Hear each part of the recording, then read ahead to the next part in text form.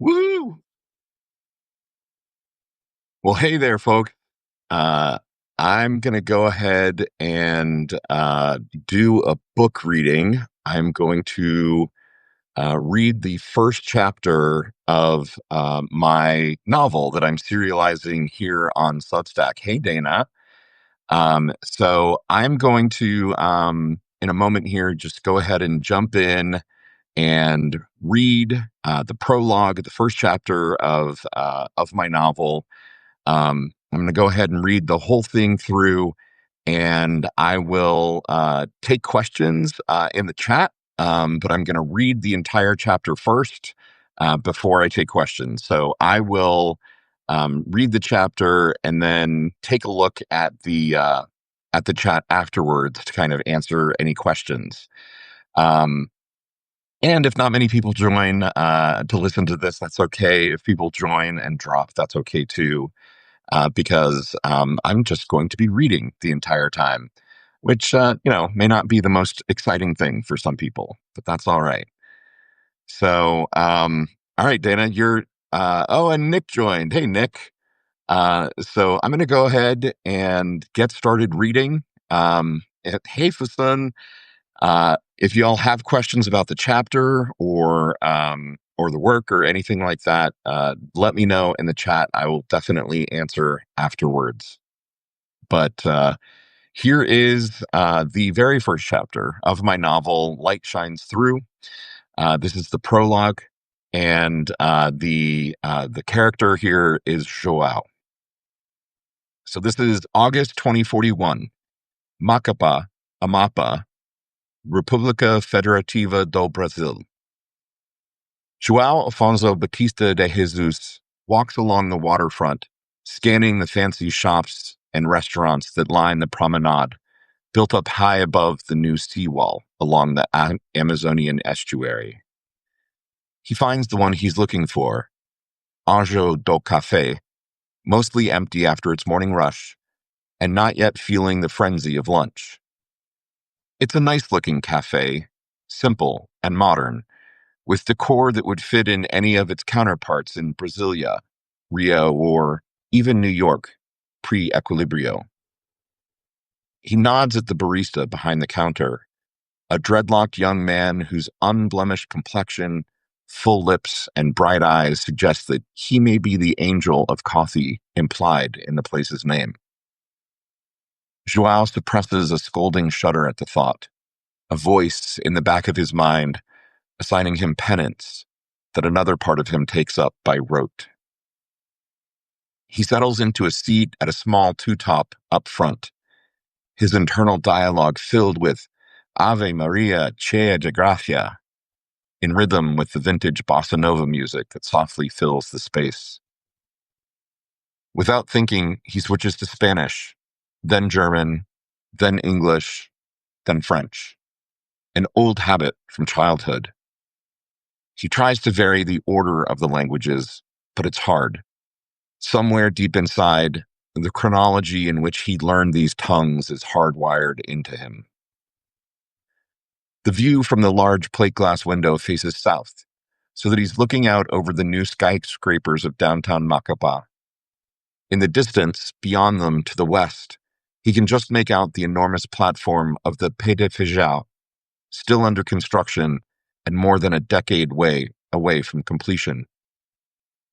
At some point, about 12 years from now, the captured asteroid Apophis will be in its geostationary orbit directly above, a new moon of the Earth, and it will slowly unspool the woven diamond fiber and nanotube cable that will complete the space elevator.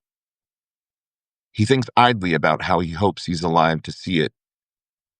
And then the inner voice, a nun, always a nun from his childhood, scolds him, screeching, "Auguro, auguro!" In the glass of the window is slightly reflective given the lighting of the cafe, and he can see the image of himself waiting patiently. He's a generically handsome white man of completely undefinable origin, a face that is pleasant to look at, but which makes no impression beyond that initial favorable judgment accorded to attractive white men, even in this country, even still. Years ago, the doctors of the Agencia gently erased his original, more distinctive features and blessed him with this face in the hopes that it would aid in his work. And it has, but it means that the last links to his past are truly gone, and he doesn't know how to reclaim that, even if he wanted to. If he were allowed to, which he isn't. He sees the ghost of the waitress coming up behind him in the reflection, and even with just this glance, he knows that it's her. He's in the right place, as if his information could have been wrong. And now he braces himself, because in a moment she's going to see him, and he will know then how dead the past is to him. She glances at him and smiles, a bland, fake smile. She's still beautiful, he thinks, even with time and age and the worn-down weariness that radiates off of her as if she has been swallowing bitter radium for years. They are both 37, but she looks like she could be a decade older. Have you had a chance to decide? He nods sharply, taken aback by her casual disregard.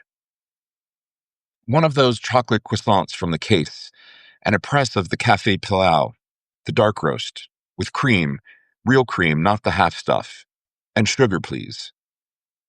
She glances up at him, making eye contact, and he wonders for a moment if his cover is blown. His blue eyes are the same, of course. How could they not be? Technology here in Brazil has advanced in the last 20 years, but not that much. But no, whatever hint of recognition his voice or eyes might have given rolls off of her. She merely nods and says, "Good choice. The Pilau dark roast is my favorite."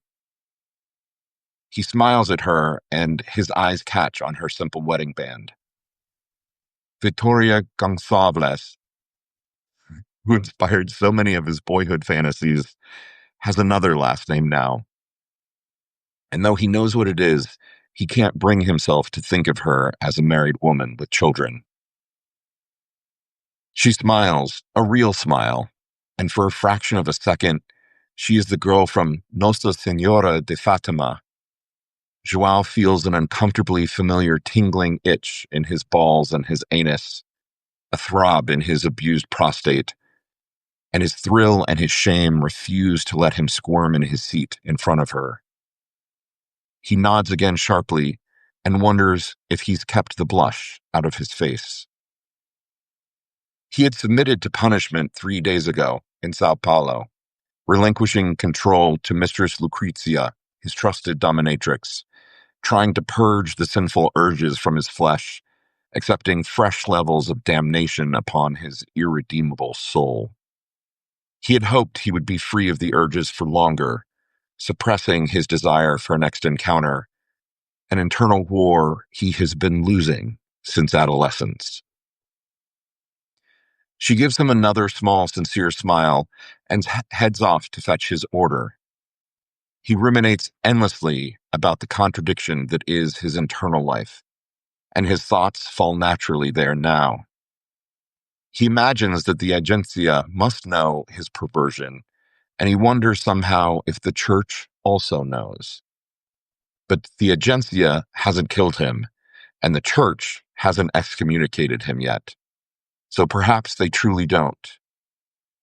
Or perhaps Pope João Paulo III himself puts in a good word for his fellow countrymen. Regardless, the imagined thrill of getting caught and punished sends another wicked twinge to his perineum, and his cock twitches mildly in response, Pavlovian dog that it is. To distract himself, he pulls out his phone and begins reading from the president's new treatise, Prasil Triumphante, which is as grandiloquent and tenditious as the president himself. Global hegemony is as much about money and ideas as it is about military might, writes President Inácio Luan Alvarez de Ixi. In the definition of influence for modern civilizations, some ideas about the nature of the world and hopes for the future are so compelling that they tend to gather mass to them like snowballs rolling downhill, or primordial clumps of matter in a protoplanetary disk. One of the ideas that kept the old United States in a position of power for so long was the vision of a human future in space. From the moon landings to science fiction, the Lost Nation had for more than 8 decades seemed to be the fire and the flame upon which humanity would reach its birthright of the stars. Only in the final decade of its waning hegemon had other nations come close to unseating the U.S. as the winged messenger of that starry-eyed dream. And now, Brazil emerges triumphant to carry that torch forward for all humankind. He looks up as Vittoria returns with the press carafe of coffee and the cream and sugar, and sets down his phone. She sets the press down first and says, "Give it 3 to 5 more minutes, and then it'll be ready. The longer you wait, the stronger, but I'm betting you know that already." He glances a small smile of thanks up at her, and she flashes a similar shy smile back before they break eye contact. She sets down the sugar and then an elegant silver container of cream, condensation slicking its sides. She glances at his eyes again, then fumbles the creamer and spills it, cursing her clumsiness softly under her breath. A pool of white races across the table towards his face-down phone. A surge of anger washes through him, and he imagines what it would feel like to snap her fucking neck, and instantly hates himself for it. He reaches quickly for a napkin, and their hands brush briefly as they both try to clean the mess. They both pull back, as if from an electric shock. She glances at him, a blush rising in her cheeks, and then quickly wipes the remaining cream from the table. "I'll get more cream and bring it back with his croissant," she says, and slips silently away. He turns back to the book. With the Flash and the Equilibrio, the dream of people living and working in space had seemed to quickly and irrevocably die. But now, thanks to our vision of a rebuilt world, the leadership of Greater Brazil and the Coalizio Global has begun to realize Brazil's ambition to not just return humanity to space, but to harness asteroids and permanently access the riches of the planets. It is a grand vision, thinks João. While the nations of 2041 might be skeptical of anything that smacks of the remembered hubris of America, the lure of dragging the human race out of its current stagnation and into a future that promises more is an enticing one. Even nations that bristle under the reverse colonialism of a powerful and descendant Brasilia don't want to be left out of the hope that easy access to space promises. He wonders how this connects to his meeting with his handler later today. A new assignment related to the Elevador Espacial, possibly, as that's where they're meeting. But who can he assassinate that could impact a multi-decade trillion real project? What election can he subvert in another nation that would change the space mission already half completed? The fact that he is from this city is surely coincidental, but that Macapá, a place formerly of minimal consequence, is now the center of Brazil's promise of the heavens has everything to do with the fact that it is directly on the equator. If you're standing on the north side of the Monumento de Marco Zero downtown, you're in the northern hemisphere. And if you're on the south side of the monument, well, you're in the southern hemisphere. And it is because of this quirk of geography that Joao's hometown has been transformed. It is a perfect place to build the base of a space elevator. When he had escaped it at 13 for Rio, he had thought he would never return. Now, more than 20 years later, he's back, and it is the city of his childhood that is gone, transfigured in an orgy of construction unparalleled in the last 2 decades. Macapá in 2041 is 10 times the size it was 20 years ago, a kind of growth that no other part of the world experienced during the severe economic crisis and slow recovery. He presses the plunger of the coffee just as Vittoria is returning with more cream and the croissant. She sets them both down on the table with care and glances at him again. "I'm sorry about earlier. Please let me know if there's anything else I can get for you." "Don't worry about it. No harm done, and this looks wonderful. Thank you." He waves a hand and shrugs to indicate it's in the past. She rewards him with another genuine smile, and her shoulders seem to relax. She's about to turn away, and then she pauses and looks him in the eyes. "Your eyes, you remind me of a friend I once had." A faint blush has begun to crawl up her neck, and João wonders if the same is true for him as well. He keeps his face neutral and doesn't react. "Oh? And was she a good friend of yours?" He misdirects, a trick to steer her from connecting any more dots, however much some deep part of him may want her to. She laughs a small laugh and shakes her head, the girl from his childhood once more. He, not she. It was a boy, not a girl. And yes, he was a very good friend, once. Her look turns wistful, and in her painful reminiscence, something fierce and hot and bright blazes within his soul, cauterizing the old wound of his heart. She glances at him again and gives a sad smile. "He died years ago when we were 13. "I'm sorry."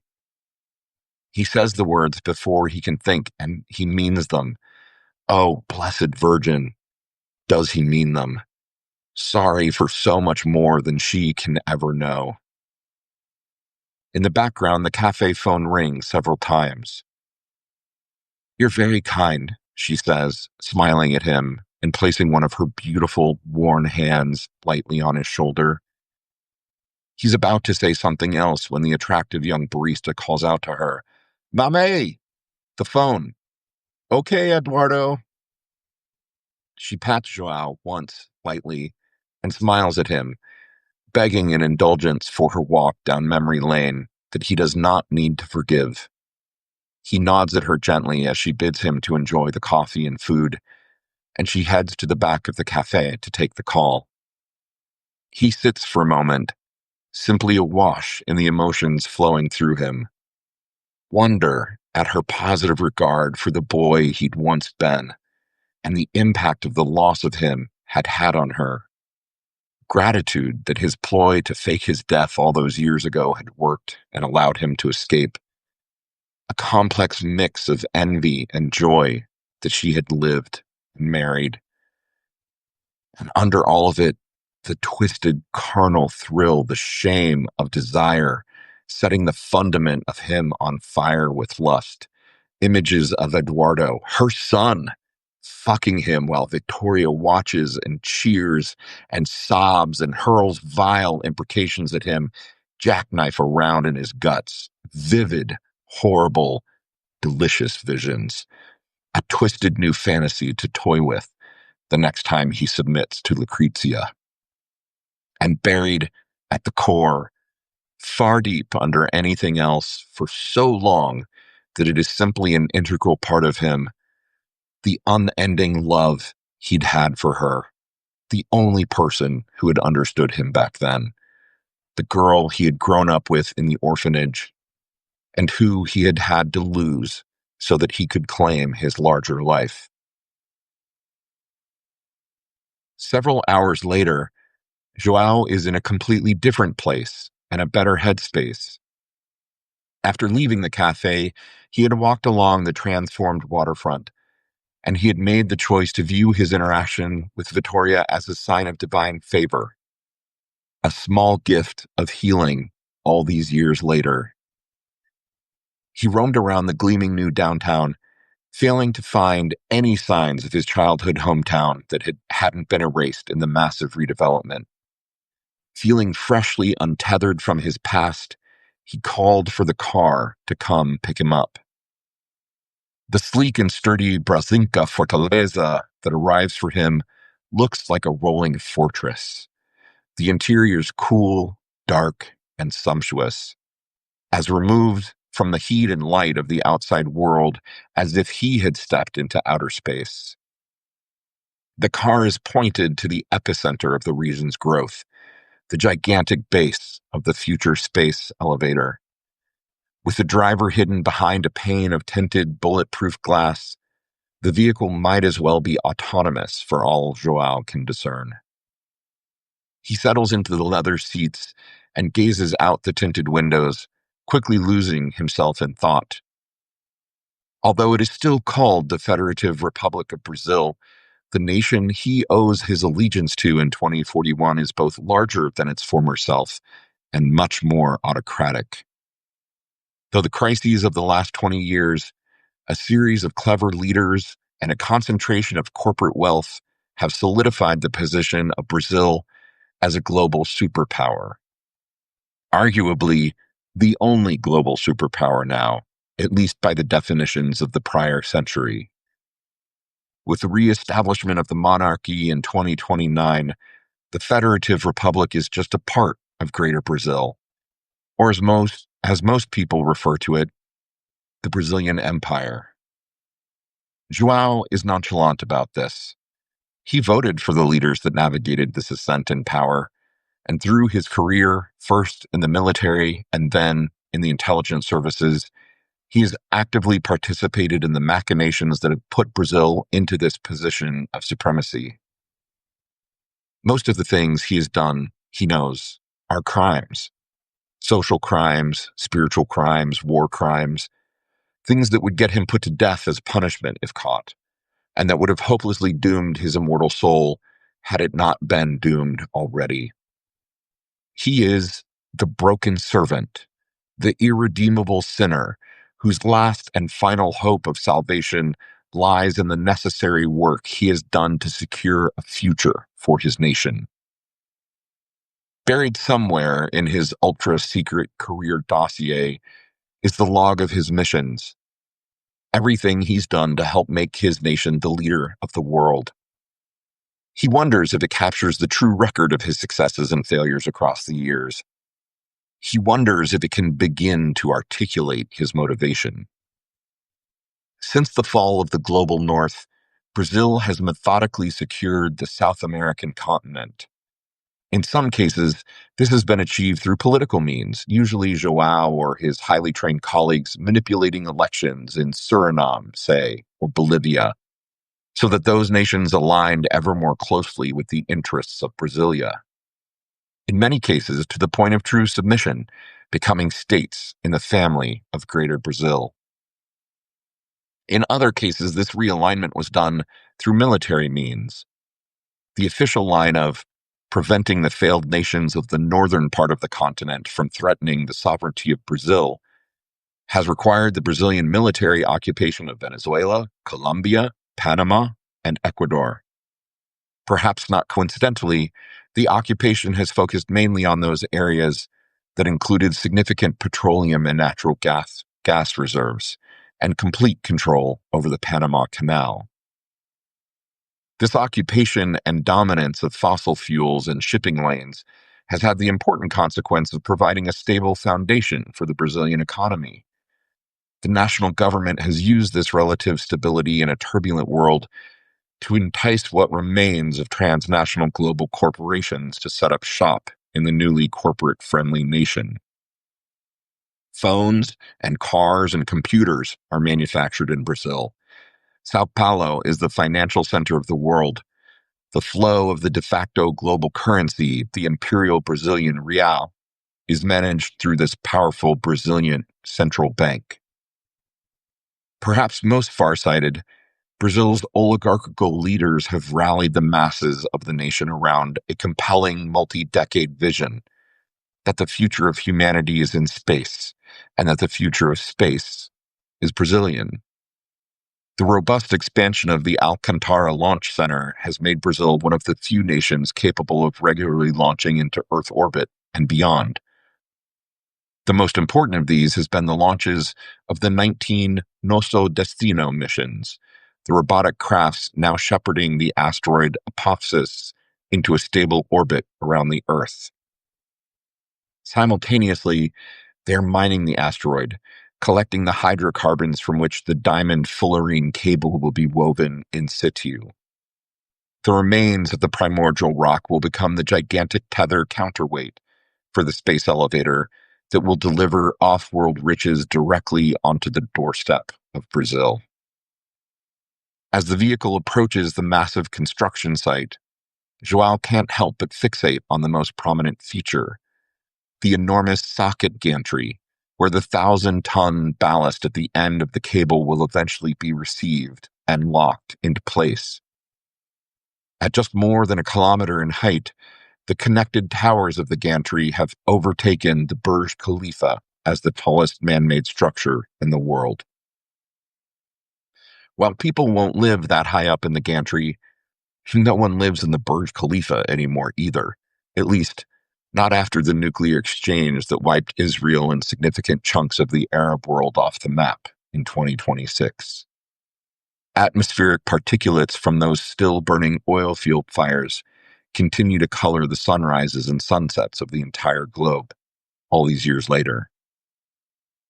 They pass easily through several checkpoints, and the enormity of the structure first overwhelms and then becomes so big that it's simply not possible to comprehend the size of it all.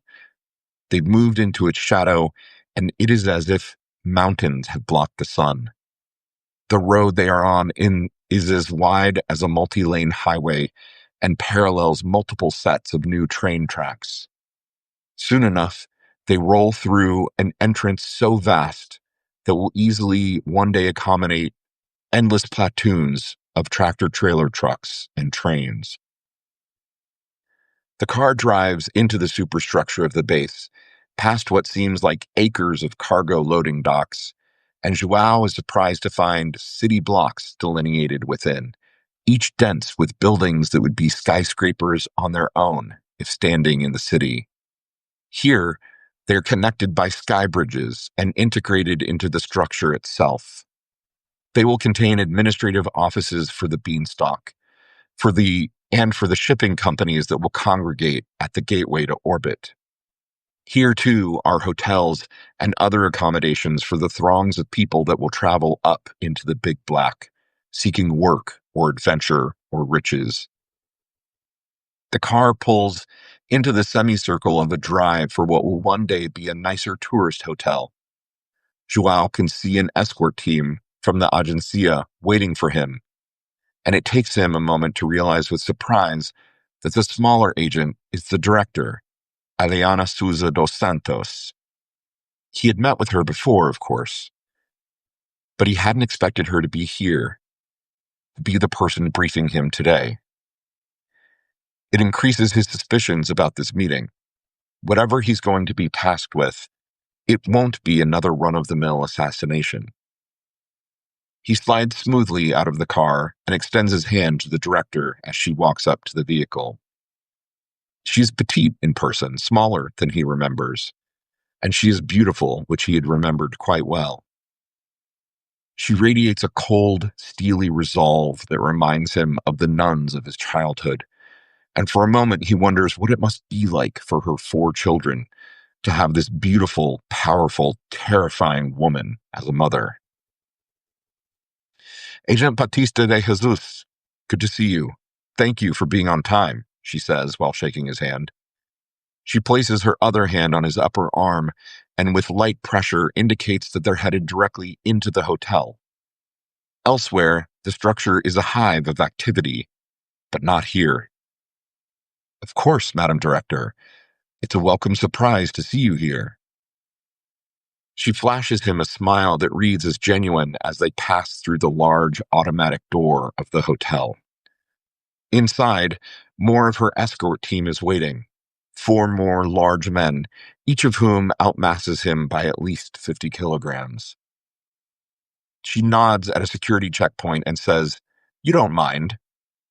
It's a question, but he knows that it is not a request. He raises an eyebrow at her, but smiles and says, "Of course not." The team is efficient, and he surrenders his weapon and 2 knives to them, as well as his phone, his watch, and his lighter. He can still fight, of course. He could still kill with his bare hands in a dozen different ways, but it feels odd to have none of his tools on him. The director and 2 of her team escort him to a bank of elevators. She nods at the 2 men, and when the elevator arrives, only João and the director enter. She presses a button for the very top level shown, 110. After a moment of silence, she turns to him and says, "You did good work for us in New Catalonia. The dynamic there has shifted in our favor better than expected, and your assignment in the ASA delivered more than we were hoping for as well. Particularly your work in Botswana. Your solution to the trouble in Gaborone was elegant." He allows a small smile and nods at her. His estimation of her has risen just now. He likes that she used the word elegant for his work. It's how he would have described it as well, which he knows is not a word most people would use to describe bombing a Capitol building full of children on a field trip. The elevator pings at the top floor, and they exit into a sky lobby that rivals anything at the new international airport in Brasilia. It is cavernous, but flooded with bright equatorial sunlight and bracingly spare, empty of the shops and vendors and the crowds of travelers that it will one day contain. She motions him towards a moving walkway. Impressive, isn't it? We're going further up. He inclines his head and realizes that can only mean they are heading up into the socket gantry itself. He raises an eyebrow at her, and she just smiles at him again. "Tell me, Agent Batista de Jesus, from your perspective, what is the biggest threat our fatherland faces in the coming years?" He glances sharply at her, sure that this isn't small talk, but rather some kind of test. He quickly decides that he will answer honestly. He cannot determine what response she might be looking for, so he will tell her what he truly thinks, consequences be damned. It's the North. Still, even after all these years, the idea that the North could reunite and become something like a superpower again. He shakes his head.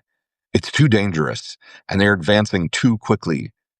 That new fusion project in Cascadia, Madam Director, I don't know if it's true, but I've read that it is significantly more advanced than ours.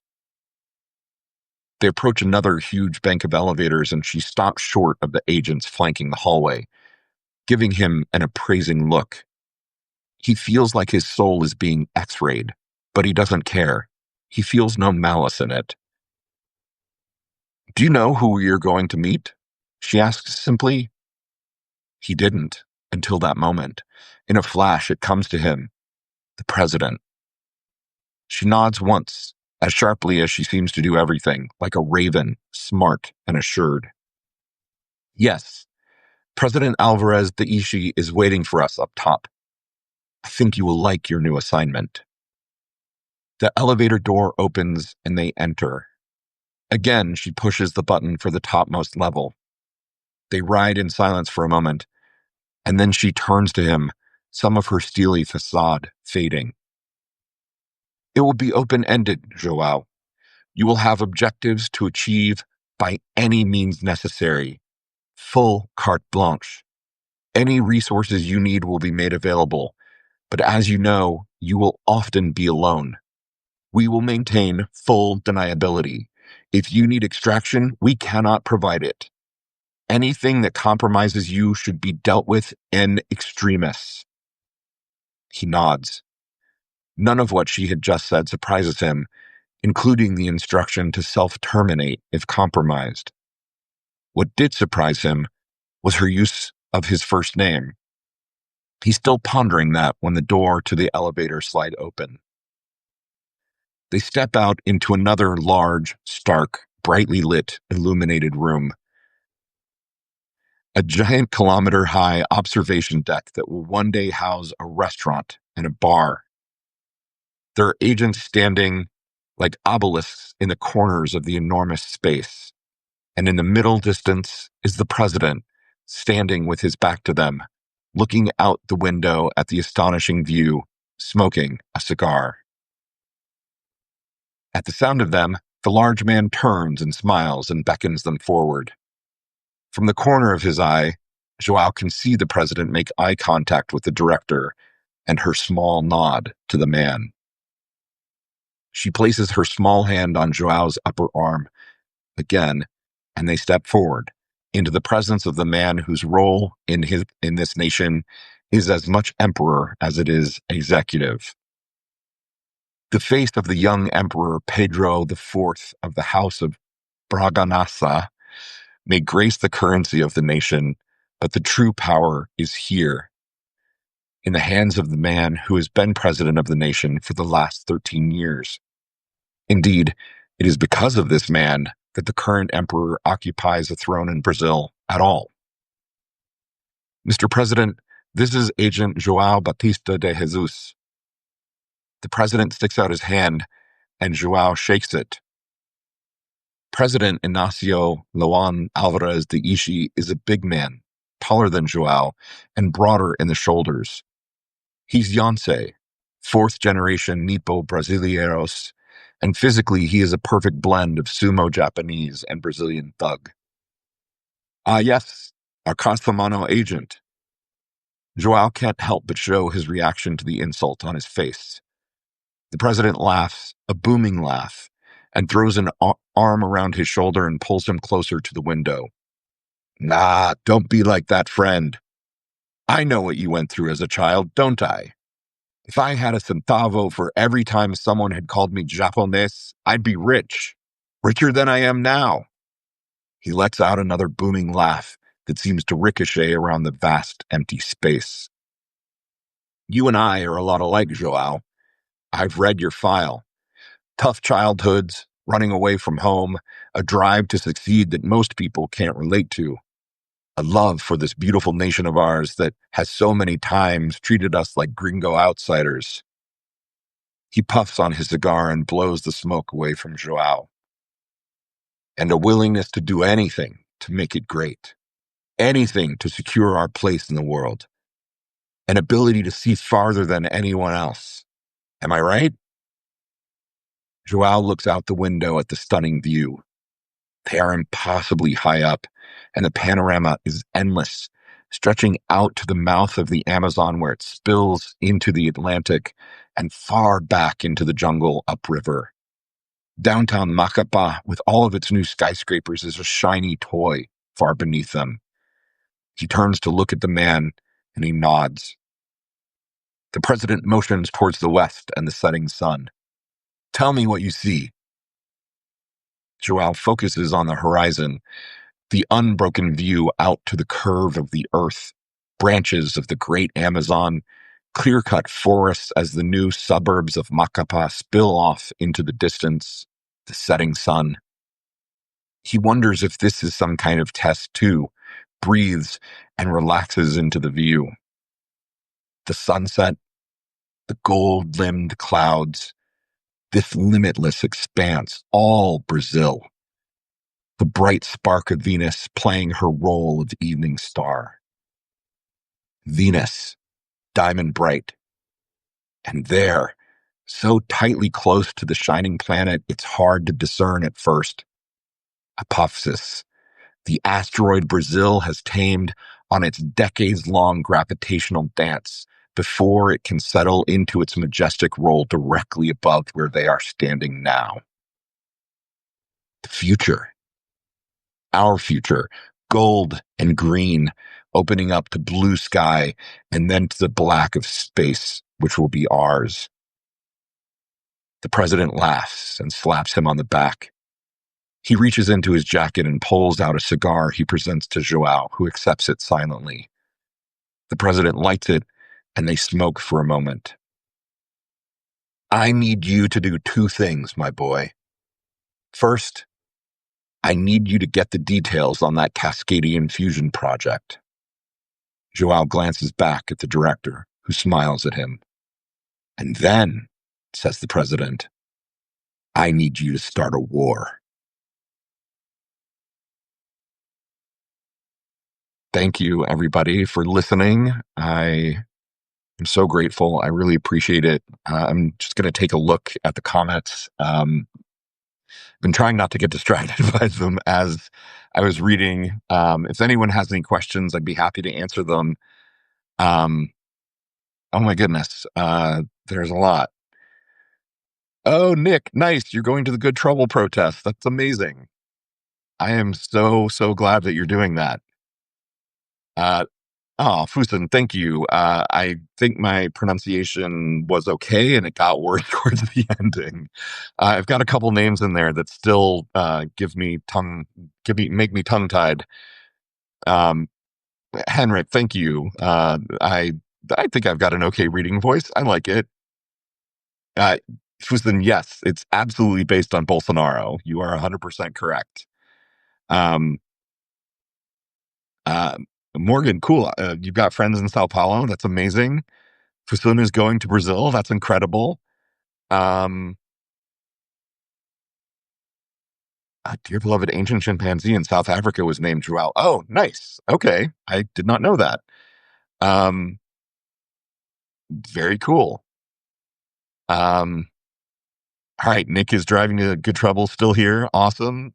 Dana loves the ending. Thank you. Thanks, Kat. Um, thank you so much, everybody. I'm so grateful that you listened and uh yeah, I love reading my work, and I loved writing that chapter. I'm trying to create Joao as like a super baddie with maybe possibly the glimmer of a heart. So um thanks again for your kind attention. I love you guys. I'm gonna go ahead and post this, and oh, Morgan, it's set in Brazil.